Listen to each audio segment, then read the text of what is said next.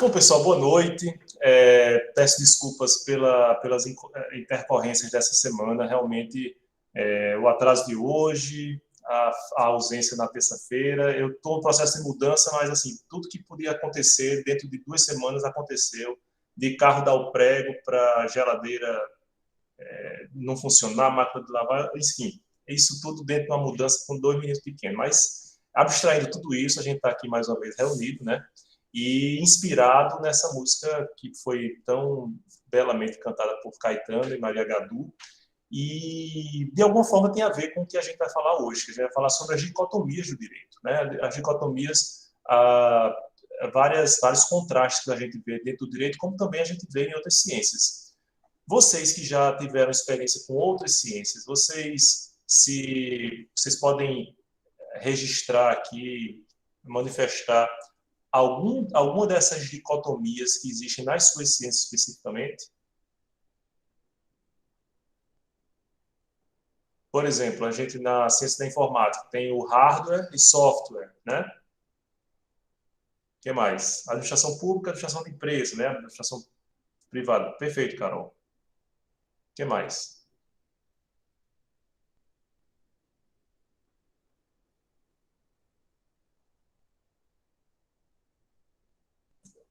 Lembra de algo?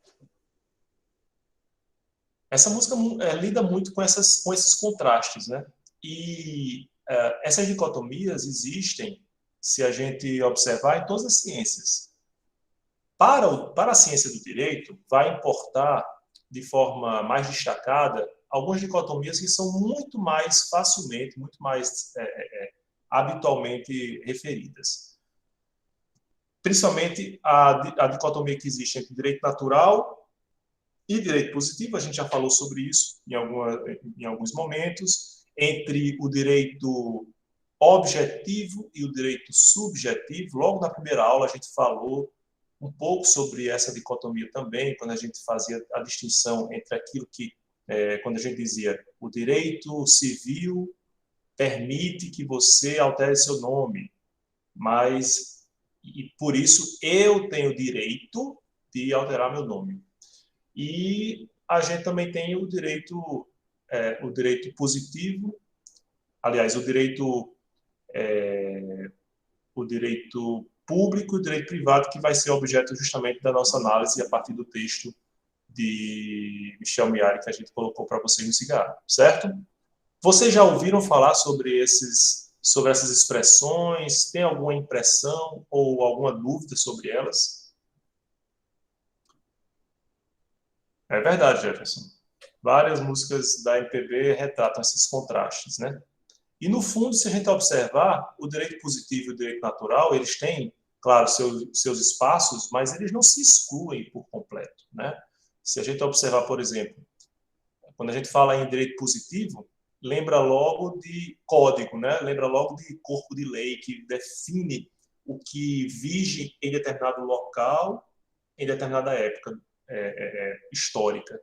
E a gente pode pensar, por exemplo, que o Código Civil Napoleônico na França, lá no iníciozinho do século XIX, ele, obviamente, é um marco do positivismo, né, do direito positivo. Ele determinava o direito positivo francês que estava presente na vida das pessoas, o direito civil, né?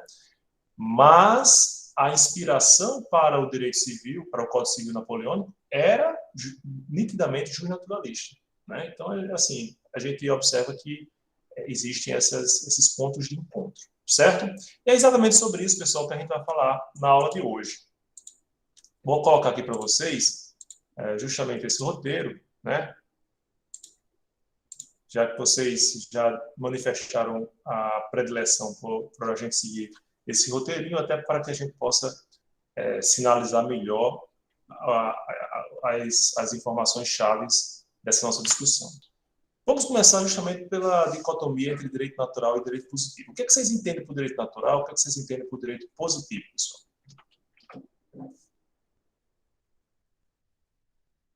O pessoal do positivismo, justnaturalismo já deve estar, né, tratando desse assunto, né, dessa dicotomia. Mas qual a apreensão de vocês até agora sobre esses dois essas duas manifestações do direito.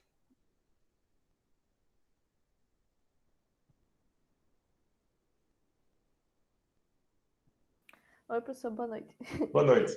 Eu vejo o natural como algo bem mais primitivo, que é bem anterior ao direito positivo, e o direito positivo como um grande exemplo da racionalidade, né? Como o ser humano pretende racionalizar as leis, a organização social, essa interação entre os indivíduos, as sanções, as atitudes. O direito natural eu vejo como algo que era bem não solto, porque senão, se fosse solto, não seria um direito.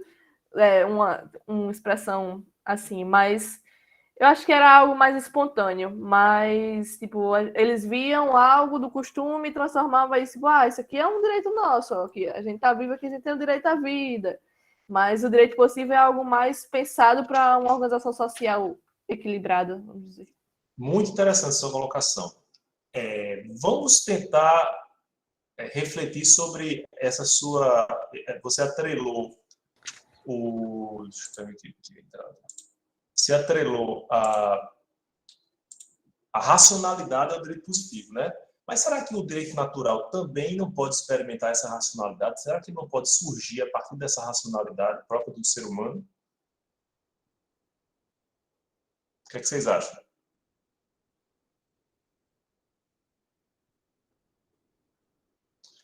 Quando a gente se depara com uma teoria como a de Rousseau, né, do contrato social, em que consiste essa teoria?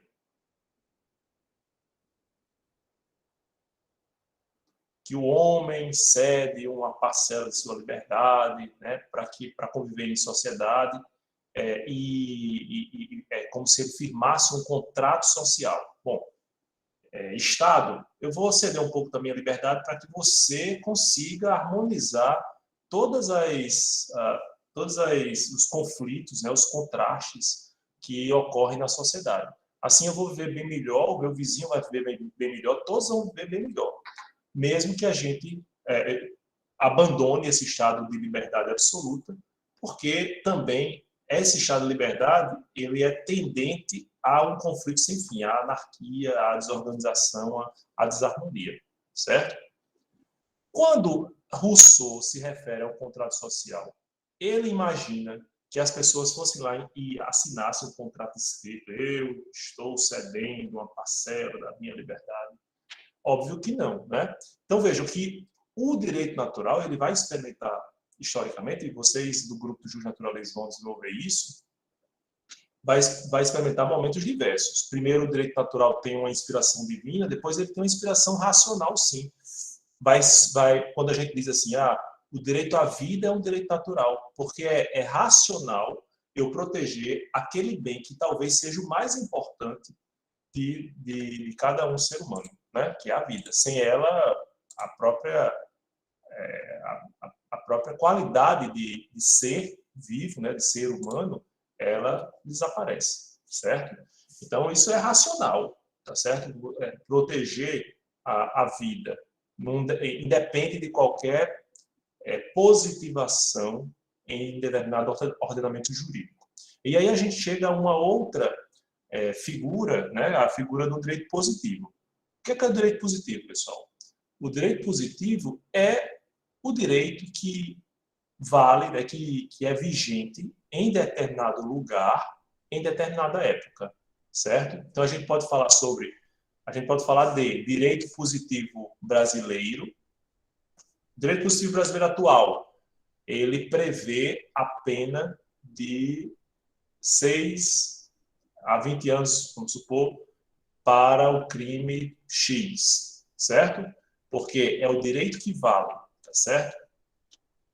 O direito positivo francês, ele pode ser distinto do direito positivo brasileiro, e de fato é. Então, vejam que coexistem vários direitos positivos, porque o direito positivo é um recorte temporal e espacial, certo? Do direito válido. Eu posso até falar sobre o direito positivo brasileiro imperial. Então, era o direito que vigia, né, que vigorava na época do Império. Entende? isso também era direito positivo, tá certo? Então, a gente observa que, dentro dessa dicotomia, o natural é aquele que independe dessa formalização em algo positivo, em algo que, objetivamente, a gente vislumbra, né? Visualiza, certo? Seja em uma decisão judicial, seja em um corpo legal, entende? Numa lei, tá certo? Então, quando eu olho, por exemplo, para esse código aqui, a coletânea de normas, eu vou me deparar com o direito positivo no Ministério Público, certo? Mas vejam que o direito positivo não é apenas formado de normas legais.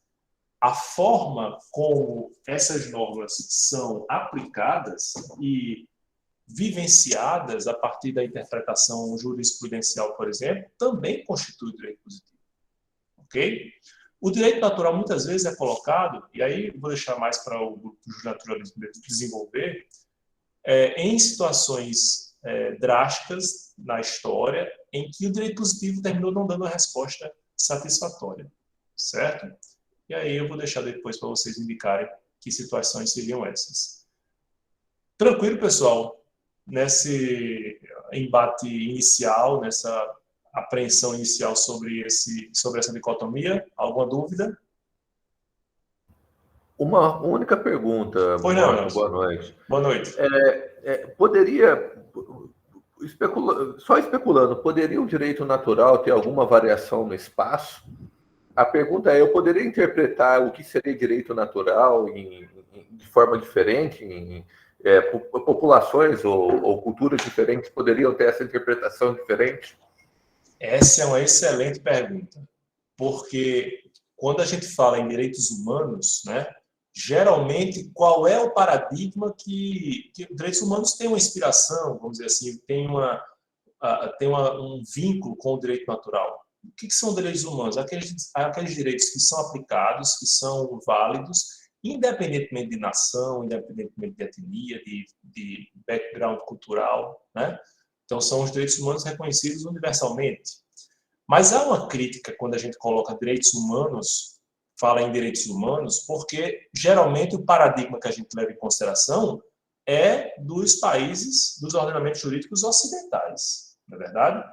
Por isso que a gente precisa perceber que há também direitos humanos, por exemplo, dos países islâmicos. A gente imagina que não, né? Mas existe uma teoria bem desenvolvida sobre os direitos humanos também nesses países, de cultura e até de religião, teocracias islâmicas, existe também esse desenvolvimento dessa teoria.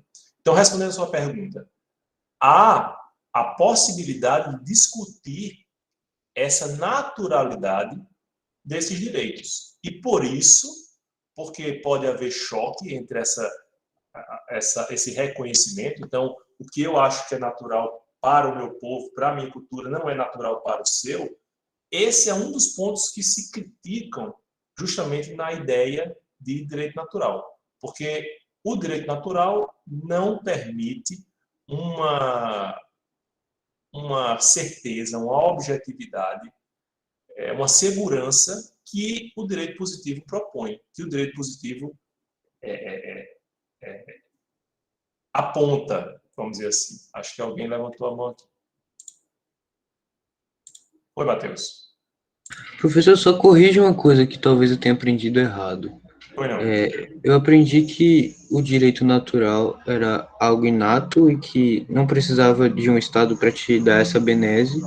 Isso. E o direito positivo era justamente a sociedade vai conferir algum benefício para você em vista da vida social. É isso mesmo.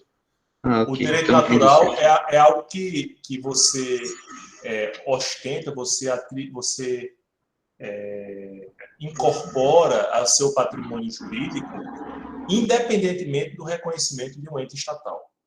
Porque aquilo lhe é concedido pela sua natureza humana. Sim, entendi. Obrigado. Mas, como o Nelson colocou, né, essa questão, como é difícil eu defender uma uniformidade daquilo que se põe como natural, eu me coloco, às vezes, em algumas dificuldades. Por exemplo, é natural tratar a mulher de forma desigual em muitas das culturas, orientais. Eu posso falar em direito natural, por exemplo, do homem de subjugar sua esposa, submetê-la à situação, inclusive, de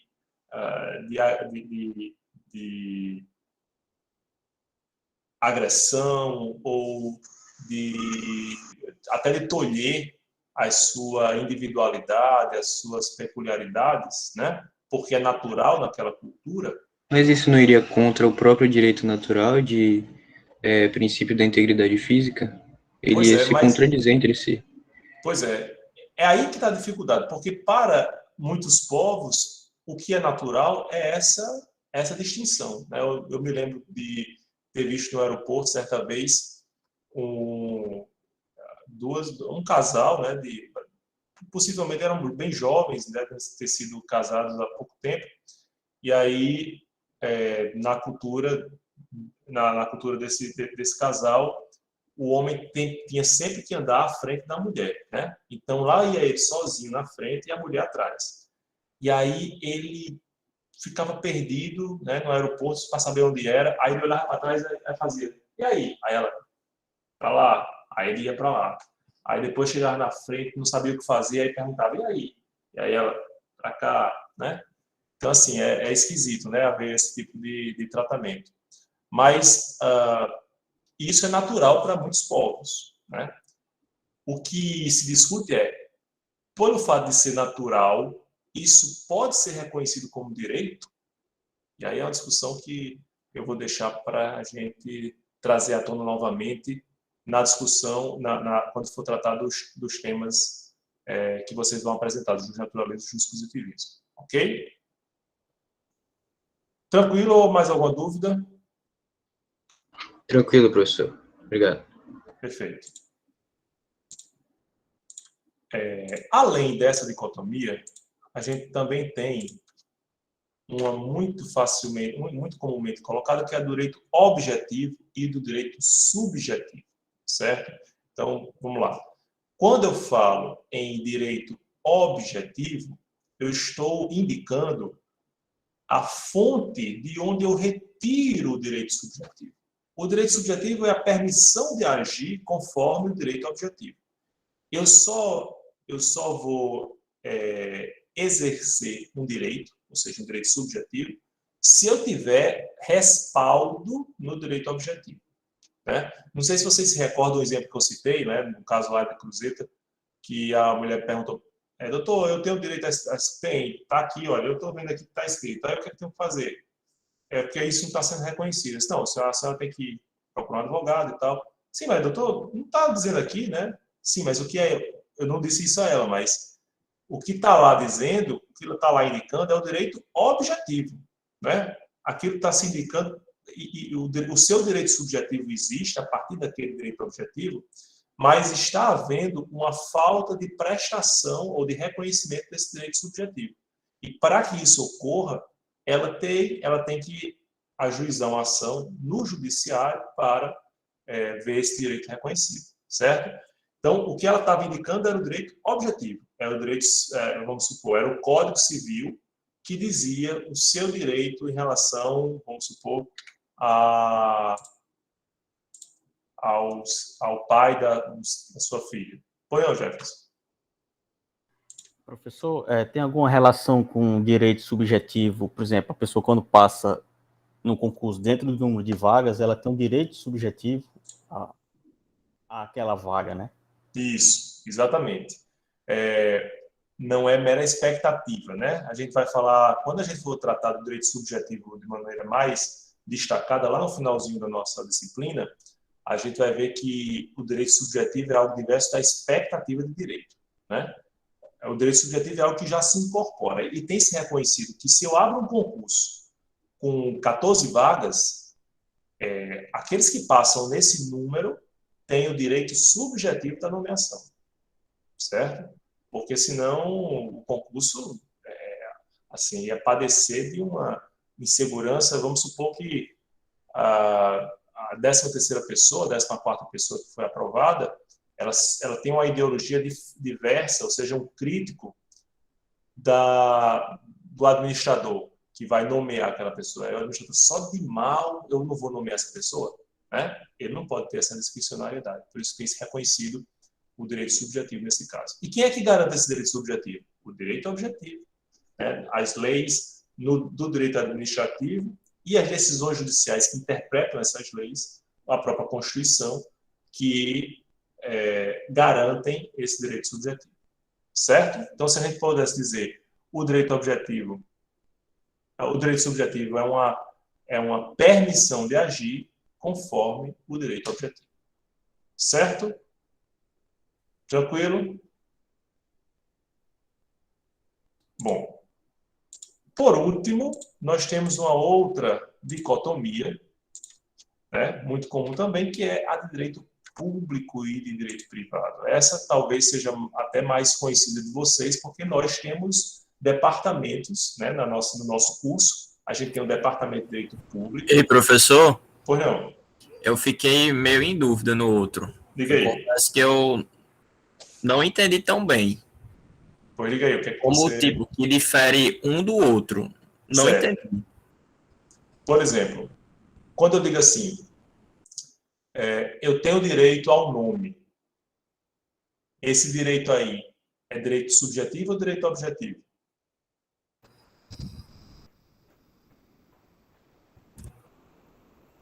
O que vocês acham? Eu acho... Não sei.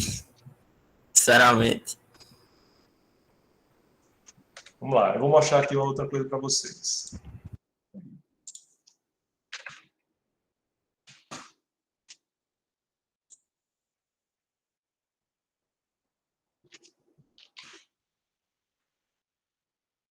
Olha só, vocês estão vendo aí bem o artigo 16 do Código Civil? Essa aqui, ó. Estão vendo? Conseguem me enxergar? Sim, sim. Perfeito. O artigo 16 do Código Civil diz: toda pessoa tem direito ao nome, nele compreendidos o prenome e o sobrenome. Isso que está previsto no artigo 16 do Código Civil brasileiro é o quê? É o direito subjetivo ou é o direito objetivo?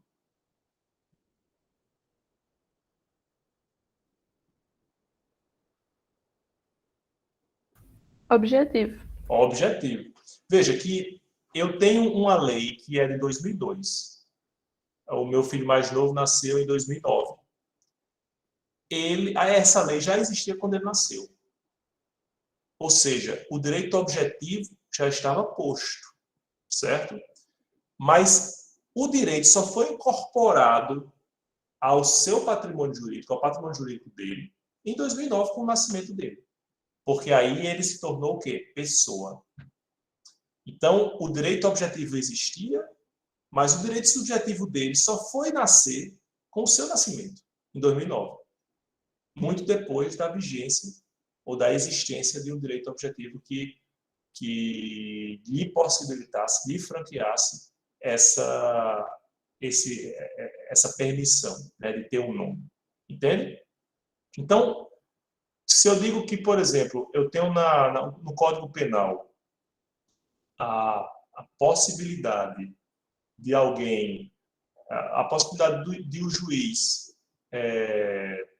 deixar de aplicar uma pena, porque, vamos supor, porque o crime foi tão danoso para a pessoa, né, para o acusado, que ele seria punido 2 vezes. Essa possibilidade ela está amparada por algo prévio que está previsto, né? Algo que já está estabelecido previamente no ordenamento jurídico. Aquilo que a gente vê dentro das normas jurídicas são indicações de direito objetivo. Quando esses direitos se incorporam aos nossos patrimônios, a gente tem o direito subjetivo. Vamos lá. Eu tenho no Código Civil uma definição de que quando uma pessoa vem a óbito, todos os seus bens se transferem para os seus herdeiros. Esse é o direito objetivo. Meus pais, graças a Deus, estão vivos, né? Eu tenho o direito subjetivo à herança? Não, porque para isso era necessário que um deles, pelo menos, fosse falecido. Então, vejo que eu tenho o estabelecimento da regra, eu tenho o estabelecimento do direito objetivo, mas aquele direito objetivo não permitiu que eu integrasse ao meu patrimônio jurídico, né? Isso não é meu direito subjetivo. O direito objetivo aí existe, o direito subjetivo não. Não o meu, especificamente. Certo? Melhorou? Pronto, tá show agora. Agora eu pergunto a vocês, qual a diferença entre direito objetivo e direito positivo?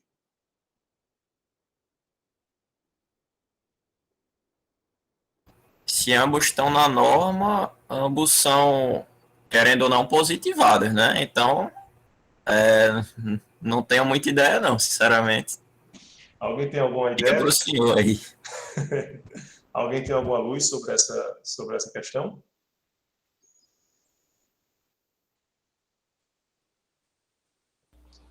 Não sei se eu vou estar falando besteira. Nunca. Quem Entrei fala besteira agora, já perdi só uma coisa. sou eu mesmo.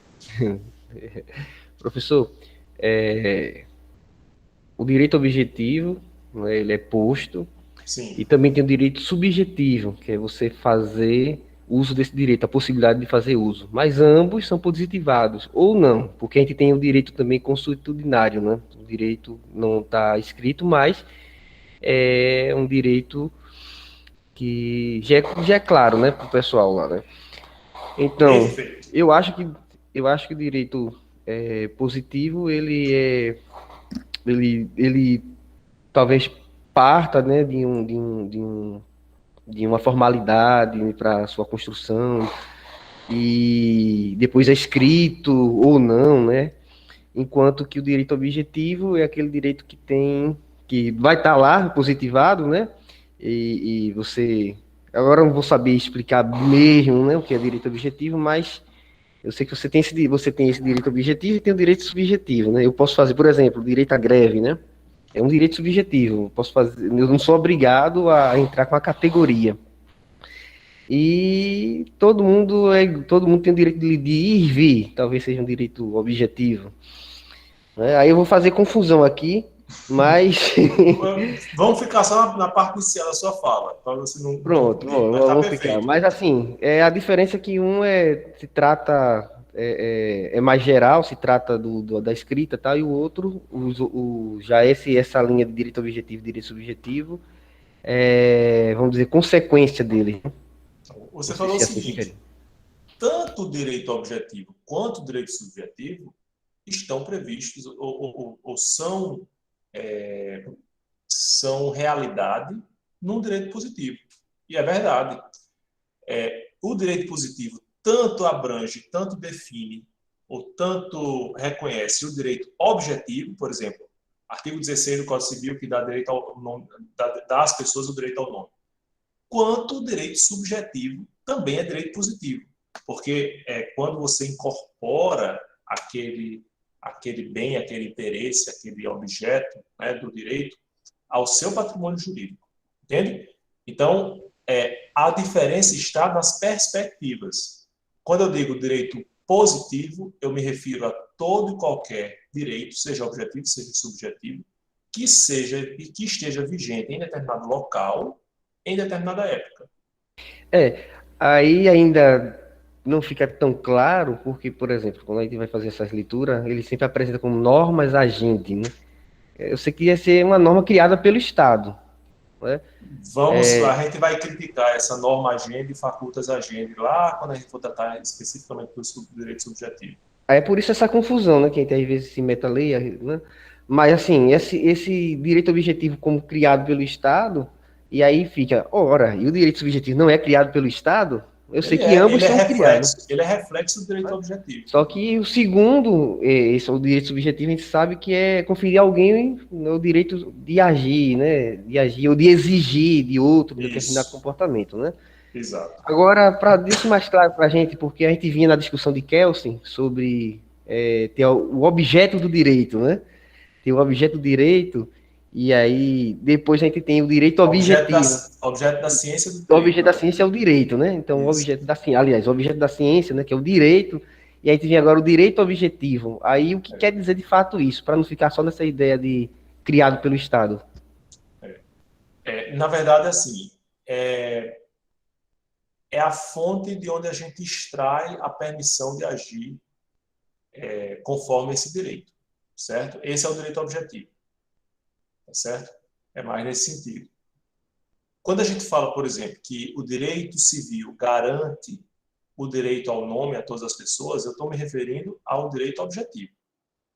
Quando eu digo que eu tenho direito, olha, eu tenho direito ao nome, ele já saiu da esfera abstrata, né, que atinge a todos, para se incorporar ao meu patrimônio especificamente, ao sujeito, né?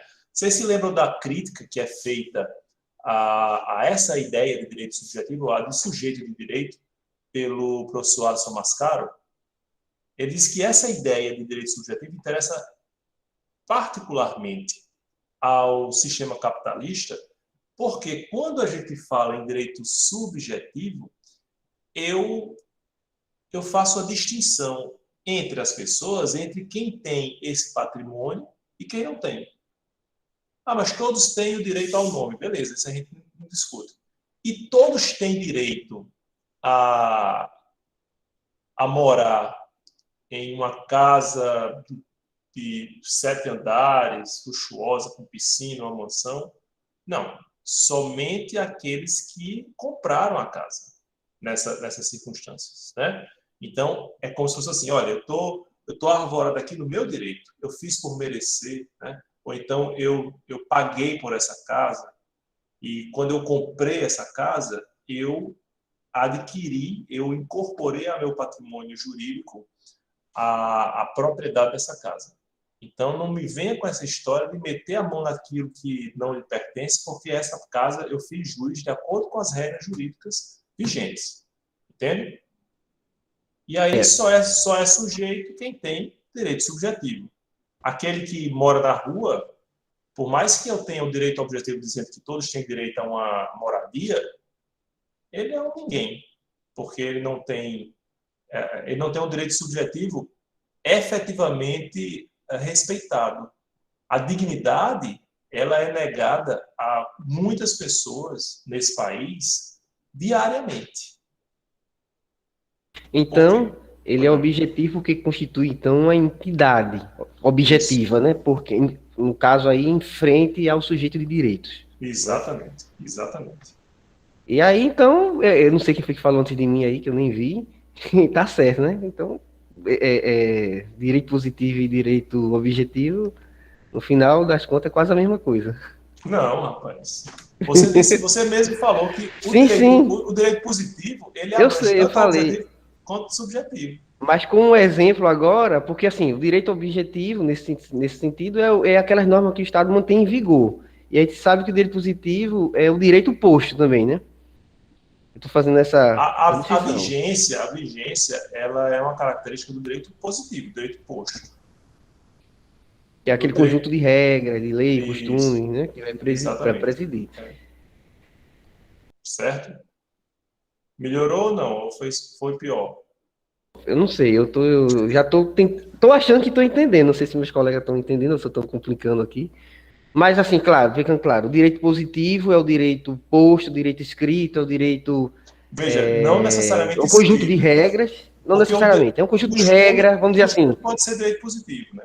Pronto, um conjunto de regras, leis, costumes, que vai presidir a nossa vida em sociedade, né? Mais ou menos. Isso. Já o direito objetivo, ele é uma entidade objetiva frente aos sujeitos de direito. E o direito subjetivo seria aquela faculdade de a gente utilizar ele, não é? Frente a algum interesse nosso mesmo. Isso. Aí. Exatamente. É a possibilidade, né? A possibilidade Isso. de uso dele, né? Isso, Pronto. exatamente. Mas, quiser deixar ainda mais claro, fique à vontade, professor. A gente vai falar sobre o direito subjetivo de uma forma mais específica lá no finalzinho da nossa disciplina, certo? Deixa eu ver aqui. Alguém quer levantar a mão? Não? Não, professor, eu só colocar uma informação adicional, mas eu acho que, bom, já que você abriu, tá? O direito, Augusto, o que eu entendo por direito positivo, o positivo natural é a forma que o direito se manifesta. Independente de ele estar numa norma ou não, ele pode ser um direito, uma norma escrita ou não, ele pode ser um direito tanto objetivo quanto subjetivo. Isso daí, uma coisa não se confunde a outra. Agora, quanto à objetividade e subjetividade, o exemplo que eu tenho melhor são as regras de aposentadoria. Por exemplo, a pessoa tem que contribuir, tem que ter 65 anos ou mais, ter contribuído 35 anos para poder se aposentar. Essas daí são as regras objetivas. A partir do momento que ela completa, ela contribui e tem mais de 65 anos de idade, ela adquire o direito a se aposentar. Tanto que se a lei mudar depois, o direito dela ela não se perde, entendeu? Ela continua tendo o direito de se aposentar com as regras antigas. Então, essa é a diferença entre direito objetivo e direito subjetivo. Quando você acrescenta aquele direito à sua, vamos dizer assim, a sua pessoa, entendeu? Perfeito, é isso mesmo, é isso mesmo. Foi isso aí, Nelson, que eu acho que eu estava falando, né? Não tão claro, né? Mas assim, então, só vai ter direito objetivo e direito subjetivo quando tiver um direito posto. Não é isso? Então, pronto. Na realidade, o direito positivo é o direito posto. Primeiro ele aparece, ele tem que estar lá. E depois, a partir daí, a gente vai ver a objetividade desse direito, né? Estabelecendo as normas sociais, as normas de conduta social, e depois eu posso ter a faculdade de agir dentro dessas regras aí. É mais ou menos isso. Não necessariamente, Augusto. Porque, por exemplo, você pode ter um país onde você tem regras, leis constitucionárias misturadas com normas positivas, e você pode ter dentro dessa norma, desse costume, você pode ter tanto objetividade quanto subjetividade. A forma que se manifesta o direito não se confunde com como que ele, da onde que ele vem e para quem ele se aplica, entendeu? Pronto, não é isso, mano, que eu tô falando? O direito consuetudinário é um direito posto, ou seja, já é uma prática daquela sociedade. A partir daí, ele tem que estar posto, né? A partir daí é que vai ter objetividade e subjetividade. Mas, olha, mesmo o direito consuetudinário, ele pode ser tido como direito objetivo. No sentido de que dele promana uma permissão de agir conforme ele, né? Conforme o que ele prescreve. Entende? Não é a questão de ser escrito ou não. A questão é essa. A diferença entre direito positivo e direito objetivo é uma diferença de perspectiva apenas. Não é uma diferença que existe um contra o outro, não. Mas, como o Augusto falou, o direito positivo tanto traz no seu interior o direito objetivo, como também o direito subjetivo. Se eu tenho direito ao nome, eu tenho direito subjetivo ao nome, isso faz parte do direito positivo. Se no artigo 16 do Código Civil está prevendo abstratamente o direito de todos ao nome, esse direito objetivo faz parte do direito positivo. Certo? É nesse sentido. Mas a gente vai aprofundar depois essas questões. Aqui a gente só está fazendo umas pinceladas sobre as dicotomias, que vocês vão encontrar de forma frequente. Certo? Agora, o que vai mais nos interessar é exatamente a distinção entre direito público e direito privado. Eu já falava para vocês que o nosso curso, por exemplo, ele tem uma divisão, né, entre departamentos, e a gente tem o departamento de direito público, departamento de direito privado, e mais recentemente foi criado o departamento de direito processual e propedêuticas, né? O DEPRO. A gente tem o DPU, o DEPRI e o DEPRO, certo? Então, é muito comum a gente fazer essa distinção. Quando a gente está diante de determinados interesses privados, né, relações privadas, aí a gente fala em direito privado. Do contrário, se eu tenho uma ação estatal muito presente, se eu falo sobre interesses públicos, se eu regulo ações de relacionamento entre Estado e indivíduo e cidadão, aí sim eu estou diante do direito chamado público, certo? Vocês se recordam, vocês leram o livro, o trecho que eu coloquei para vocês de Michel Mihaly? Lembrando que Michel Mihaly traz uma perspectiva marxista, né, uma perspectiva crítica, que muitas vezes não é comum a gente visualizar em outros livros de introdução. Mas eu trouxe para vocês para a gente começar a refletir sobre a importância dessa divisão entre direito público e direito privado. O que é que vocês viram lá como distinções possíveis entre esses dois campos do direito? Dá para resumir assim, né? O direito público sendo uma espécie de conjunto de normas de natureza pública, né? Talvez atuação forte do Estado, o caráter social, de organização da sociedade, enquanto que o direito privado ele disciplina as relações de interesses privados ou interindividuais, né? É mais ou menos por essa linha. Apesar de que não há uma divisão, isso a gente sabe que é só didática, né? Eles deixam claro, mas eu acho que é isso. Então, um conjunto de normas de natureza pública, com forte atuação do Estado, acho que o direito administrativo ajuda muito nisso, né? A supremacia do interesse público sobre o privado, aquela coisa todinha, o Estado bota para quebrar e a gente tem que aceitar mesmo e pronto. Né? Garantindo, mas por que que o Estado bota para quebrar e a gente tem que aceitar? Por que que o Estado contrata uma pessoa... É unilateral. Por que o Estado contrata uma pessoa, uma empresa, para fazer uma estrada, e aí ele pode dizer assim, não, olha, eu não vou pagar agora não, como a gente tinha estabelecido, eu vou pagar só depois. Né? Por que que o Estado faz isso? E fica por isso mesmo. Primeiro esse princípio da supremacia do interesse público, né? Se for oportuno, se for prudente, não for prudente pagar agora, etc, né? Então, ou seja, for danoso aquela relação para a sociedade, ele não vai fazer. Ele vem avisar sempre o bem coletivo. Já no privado, a gente tá nem aí, a gente faz, cobra mesmo, ainda bota juros por cima. Não é por isso que talvez precise mais, às vezes, mais advogado, né, para as líderes.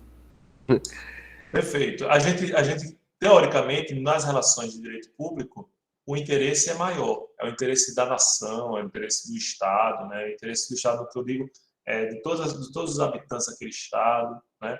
Ou mesmo o interesse do ente público, que, no final das contas, também nos serve. Né? Então, quando a gente se depara com alguma defesa cega do Estado mínimo, do Estado inexistente, a gente começa a questionar assim, poxa, mas eu pago, a gente já falou sobre isso em aulas anteriores, eu pago plano de saúde privado, segurança privada, educação privada, para que é que eu preciso do Estado? Pelo simples fato de você transitar por uma rua que foi construída pelo Estado. Pelo simples fato de você ter o fornecimento de água potável na sua residência, que é fornecida pelo Estado, ou por uma concessionária que é autorizada pelo Estado a fazer essa distribuição, pelo simples fato de você ter um sistema de justiça que possa resolver os seus conflitos eventualmente existentes nessas relações privadas, custeado pelo Estado, né? Ou mesmo o sistema de saúde, que a gente diz, não, a gente tem plano de saúde, mas muitas vezes o nosso sistema, particularmente, né, o sistema unificado de saúde, ele dá a proteção, por exemplo, que a gente está ansiando tanto, que é a proteção vacinal, por exemplo, certo, no país. Então, essa crítica geralmente é um pouco esquece um pouco da nossa dependência, né, da importância do Estado para a nossa sobrevivência até, certo? Que outras distinções que a gente vê geralmente, pessoal? Por exemplo, a sanção do direito público. A sanção do direito público ela é menos maleável que a sanção do direito privado. Quando o Código Penal estabelece uma sanção, não é possível fazer, né, a negociação. Hoje a gente tem mecanismos que permitem alguma liberdade nessa negociação da pena, por exemplo, nos acordos de não persecução penal, no âmbito do processo penal brasileiro, depois das últimas inovações legislativas, mas mesmo assim eu tenho alguns limites. Mas a multa que você pode estabelecer no contrato, no caso de não cumprimento, ela é muito mais livre para as partes estabelecerem, certo? Quero ver outra distinção? A ideia, a essência do direito público é uma essência de coação, de você ser obrigado a fazer algo. No direito privado, não. A gente tem a ideia de acordo, de cooperação, né? No direito público, de subordinação. O Estado dizendo, olha, tem que fazer isso. Enquanto que nas relações privadas, né, regidas pelo direito privado, a gente tem uma relação de cooperação, não de subordinação. Professor, eu sei que o Jefferson está aí na frente com a mão, né? Mas aí ele vacilou, eu passei aqui na frente dele aqui. Eita. É rapidinho. Viu, Jefferson? Perdoe aí. Agora o direito civil, ele é situado dentro do ramo do direito privado, né? Contudo, por exemplo, como é que a gente explica essa relação, por exemplo, da pensão alimentícia? Né, que há uma proteção à criança e o Estado, né, o cabo deixar de pagar, ele... né, é o único caso de prisão, né? Que prisão civil. Prisão civil, né? E não há muito acordo, né, nesse caso. Há uma interferência de direito público dentro do direito privado, nesse caso aí? Como seria isso? Boa pergunta. Falo já sobre ela. Deixa o Jefferson falar aqui, que já estava escrito. Professor, a respeito das leis do interesse público, da lei de licitação, por exemplo, é a mesma lei que estabelece todo um conjunto burocrático para ser atendido, por exemplo, que a respeito do próprio exemplo que você citou, que ela pode escolher não pagar em determinado momento já acordado, né? Pode tomar decisões unilaterais. Também a mesma lei que dispensa a licitação em casos extremos, como o que a gente está vivendo agora. Exato. Né? Mas sempre prevalecendo o interesse público, né? Isso. E por causa da falta de licitação, a gente está vivendo essa onda de denúncias aí de corrupção. Pois é. Teoricamente, atendendo ao interesse público, né? Mas nem sempre é o que acontece na prática, né? Mas voltando aqui até a própria provocação de Augusto, quando a gente propõe uma distinção entre direito público e direito privado, obviamente, pessoal, é para fins didáticos, como o próprio Augusto defendeu, né? Como ele se referiu. Porque, no fundo, há veja aí, uma representação do direito público, né, e do privado. A gente tem lá no direito público direito penal, direito tributário, direito privado, direito de família, direito comercial, né, e o direito sendo essa árvore de onde saem esses ramos todos. Mas vejam, para fins didáticos, porque eu não posso prescindir, por exemplo, um grande estudioso do direito civil não pode prescindir de uma análise constitucional desse direito civil. Hoje, vários direitos civis, eles são dispostos na própria Constituição. Eu não posso estudar direito eleitoral desconsiderando normas de parentesco, né, ou normas até de obrigações que estão lá disciplinadas no âmbito do direito civil, direito privado, portanto, certo? E o direito eleitoral sendo direito público. Então, vejam que a gente faz essa distinção e vocês vão estudar as disciplinas, né? A gente vai falar um pouquinho sobre elas daqui a pouquinho. e vocês vão estudar a cadeira, né, a disciplina de Constitucional 1, depois de Civil 1, de Penal 1, né? Cada uma no seu modo. Mas vocês vão observar que muitas dessas disciplinas elas se tocam. Elas precisam de outras várias para serem compreendidas, né, e para serem aplicadas, certo? Às vezes até elas demandam uma intersecção com outras ciências, como a gente já mostrou aqui, né? Outras ciências afins ao direito que podem contribuir na compreensão ou na aplicação daquele direito. Eu, como aplicador do direito penal, muitas vezes eu tenho que considerar análise criminológica, né? Eu tenho que considerar criminalística, né? A forma como a gente produz prova para comprovação de autoria, materialidade dos crimes, né? Então, a gente não pode prescindir dessa intersecção com outras ciências, certo? E com outros ramos do direito, tá certo? Alguma dúvida em relação a público e ao privado? O que é que vocês acharam da posição de Michel Mihaly em relação a essa divisão? Ele concorda? Ele acha que se justifica? O que é que vocês acham? O que é que vocês perceberam? Pelo que eu entendi, ele é contra. Mas por quê? Porque ele vai mais pelo lado de... Não, na verdade, ele é contra essa visão, porque ele acha muito simplista. Isso, perfeito. No sentido de que eles vão mais por uma visão mais de senso comum, né? E veja, ele atrela a divisão entre direito público e privado ao sistema capitalista. Por exemplo, citando que na sociedade medieval, na sociedade feudal, vamos dizer assim, essa distinção entre público e privado, ela não ocorria de forma como ela ocorre hoje, pelo menos, certo? Então, aquilo que eu trabalhava numa terra que pertencia a alguém, mas eu contribuía para a pessoa a quem pertencia essa terra, mas de algum modo essa terra era como se fosse pública, no sentido de que ela permitia a utilização por várias pessoas, mas desde que possibilitasse a retribuição àquele detentor, né? E isso foi, por exemplo, em relação beneficiando a igreja como grande detentor das terras. Então, e ele faz uma distinção interessante, não sei se vocês perceberam.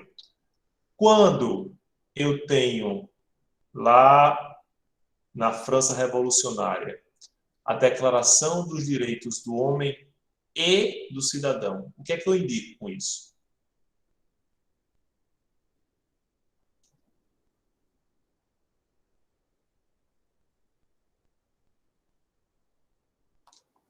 Que é uma diferença? Exato, Jefferson. Porque ele começa a diferenciar o quê? O homem e o cidadão. O homem é o indivíduo tratado no seu aspecto privado. Quando eu falo em homem, eu me refiro aos seus direitos civis. Os seus direitos civis no sentido privado mesmo. É o direito ao nome, o direito à liberdade, né? É o direito de contratar. Isso tudo no âmbito daquilo que se construía de individualidade a partir desse sistema. Quando eu me refiro, por outro lado, a cidadão, eu procuro enxergar esse homem como sendo atrelado ao Estado, né? Ele é partícipe, ele é cofundador, ele é integrante desse Estado, né? Então, eu estou referindo aí o aspecto político ou aspecto público desse indivíduo, né? E não é por acaso que há uma distinção entre homem e cidadão, porque começa a haver importância atribuída a essa distinção entre direito público e privado, certo? Não, a grande crítica que Mihaly faz é como se naturalizasse algo que não é natural. Na verdade, ele é fruto de uma prática social nitidamente capitalista, segundo ele, certo? E ele também encontra dificuldade de justificação metodológica. Como é que eu vou distinguir o público privado?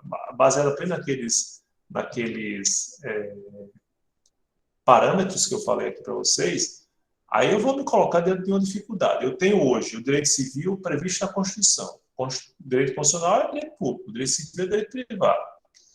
A gente tem lá no direito do trabalho algumas vedações constitucionais, direito público, à livre contratação de pessoas, né, de pessoas que se relacionam numa relação de trabalho, num contrato de trabalho. Eu não posso estipular o pagamento de alguém sendo um valor inferior ao salário mínimo. Ah, mas cadê a liberdade de contratar, né, que é própria de relações de direito privado? Né? Não. Porque, nesse caso, o Estado vem e mete o bedelho dizendo, olha, eu tenho que estabelecer um parâmetro mínimo. Ou seja, o Estado está intervindo numa relação que é privada, tipicamente privada. E isso tem uma justificativa histórica, né? Então, a gente observa, pessoal, que existem ligações entre ramos de direito público e ramos de direito privado. Isso é natural. A gente fala em constitucionalização do direito civil ou civilização do direito constitucional, né? Civilização do direito constitucional. E isso é natural, porque é assim que se opera esses relacionamentos, certo? Entre esses vários ramos do direito. Ok? Tranquilo até aqui? Eu vou fazer o seguinte, eu vou encerrar aqui essa gravação, porque aí a gente fecha a parte de dicotomias, e aí logo em seguida, a gente começa a dos ramos do direito propriamente ditos.